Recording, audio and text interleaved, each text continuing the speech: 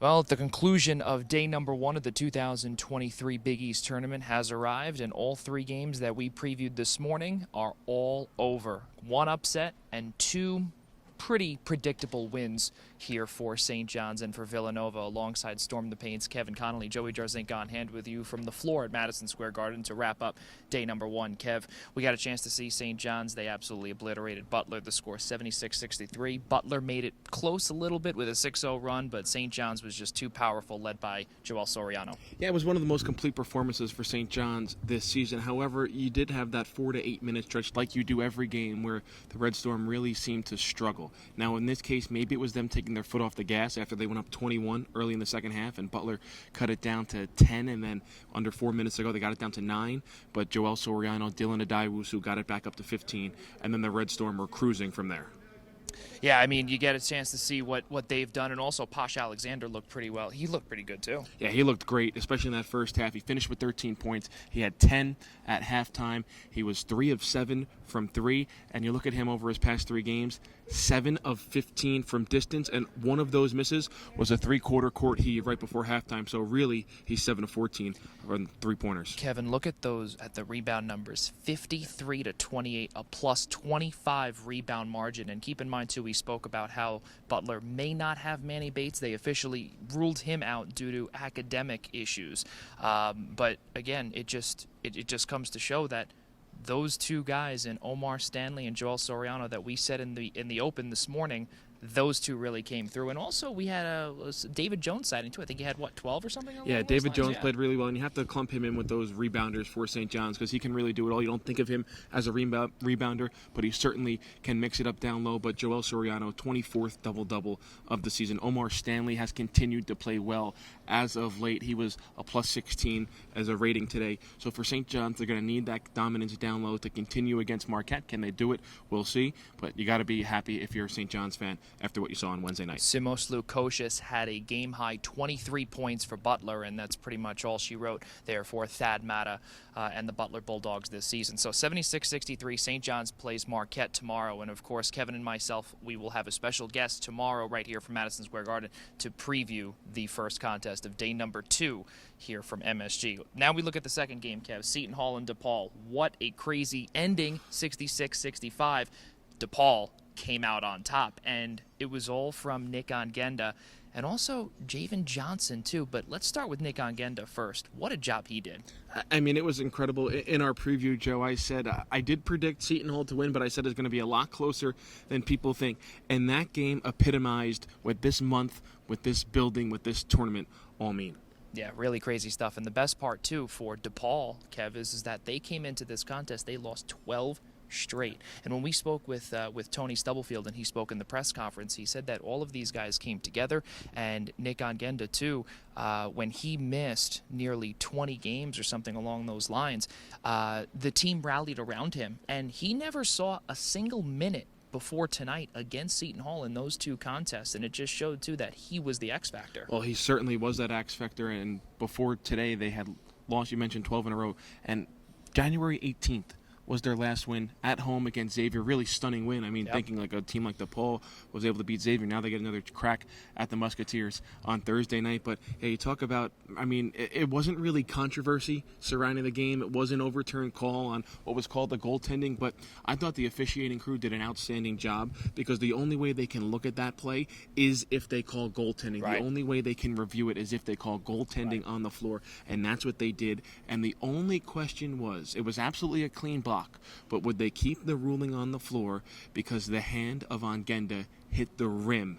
And would they continue that as a goaltending? They didn't. I thought it was the right call. A lot of people thought it was the right call, and DePaul able to survive Seton Hall. Truly amazing stuff. And for those that did not see the block, it was Nick Ongenda on Femi Odakali with just about 2.7 seconds to go. He came all the way down, and he tried to go for the dunk, but then Nick Ongenda was the one to say goodnight to the Seton Hall Pirates. And you also look at Javen Johnson too, Kev. We spoke about him too in the most recent meeting against Seton Hall. He had 0 points, 0 for 9 from the floor. Tonight, 19 points, and led the team with 10 three-point field goals. What a job from him. Well, especially considering how good this Seton Hall defense is, and we talked about it at the beginning of the day. Just Seton Hall, if they were going to win in this tournament, if they were going to advance in this tournament, we're going to do it defensively. And you look at the scoreboard, they still gave up under 70 points, so it's still a job well done. But when you still score 1 point less, then their defense can only do so much for you. Yeah, and also keep in mind, too, we brought up, too, that Kadari Richmond was also out with a back injury, and then we also got word that Trey Jackson was another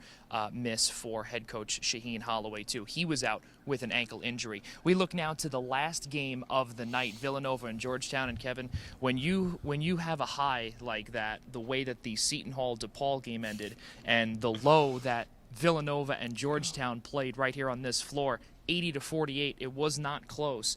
Really, I think the big storyline of the night, not only Cam Whitmore doing such a great job and paired up with Justin Moore, those two are going to be a force to be reckoned with the rest of this tournament.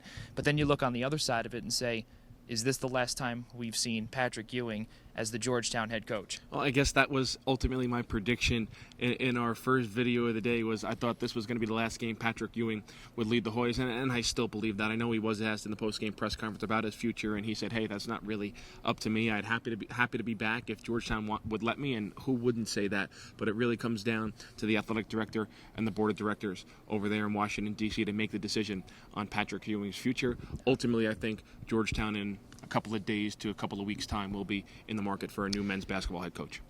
Patrick Ewing and Georgetown ended their season 7-25, 2-19, one of the worst records that Georgetown has ever seen as a storied program. And it's really tough because, again, this is a program that has had such success dating back to the 80s, and seeing that and giving up a season-high 15 three-point field goals to Villanova, who we know that they are just a three-point shooting machine, but 15 three-pointers, Kev. My goodness, what a job. Yeah, the defense for Georgetown has been lacking all season. Got a couple of chances to watch them up close against St. John's and Seton Hall this year, and then again tonight here against Villanova. And Villanova is so patient and deliberate on offense. Even to the best defenses in the country, they're going to find the weak spots, and they didn't have to work at all tonight against Georgetown. They got to work any part on the floor they wanted to. They were hitting their outside shots, and when Villanova hits their outside shots, I don't care who you are in the country, you're going to have trouble with the Wildcats. Well, tomorrow we've got 4 games on the schedule. It all starts off tomorrow at noon Eastern Time, FS1. It'll be Marquette, the number 1 seed, taking on the number 8 seed, St. John's Red Storm. The 2:30 game is UConn and Providence, the 4-5, which is very, very, very, on everyone's schedule, because I have a feeling that this is going to be a UConn Providence crowd tomorrow. Dominant, I would say. This place is going to be a zoo. Oh, yeah. Tomorrow, to put it in distinct terms. I think you will have a decent crowd for your first game of St. John's and Marquette, but the bar owners around these parts here in New York, they were jumping through the roof once Providence and Connecticut got confirmed to play each other on Thursday afternoon, because there's going to be some folks from the Huskies and from the Friars that are going to be lining up outside the establishments here around Madison Square Garden. Oh, yeah. Probably around 10 a.m. When we get here to begin our coverage of St. John's and Marquette, they're already going to be getting lubricated up for that game. So it is going to be a sight to see here in the Garden tomorrow afternoon. And what I was talking to a couple of St. John's people about is, should they had advantage, which they now have, and you're going to see a lot of those Providence and UConn fans come into the Garden, and around halftime at the St. John's game, they're going to be rooting for the Red Storm. Yeah. Because in their minds, they're going to think that's an easier team to play than Marquette. Yep. So, you're going to get a bunch of UConn and a bunch of Providence fans on the side of the Red Storm, plus the Red Storm faithful that are already going to be here in Madison Square Garden. So, we're going to have an interesting couple hours ahead here in Madison Square Garden tomorrow afternoon. Oh, there's no doubt about it. And, of course, Kevin and myself will be previewing that, and then we'll also be previewing the nightcap, too, Session 3, which is DePaul and Xavier, and then Creighton and Villanova. But, of course, tune in tomorrow right here on Eastern Observer, and you'll be able to see all of the action right here from Madison Square Garden. Instant Reaction number 39 comes to a close. Alongside Kevin Connelly, Storm the Paint, Joey Jarzynka saying good night from Madison Square Garden, and we will see you all tomorrow right here from New York City.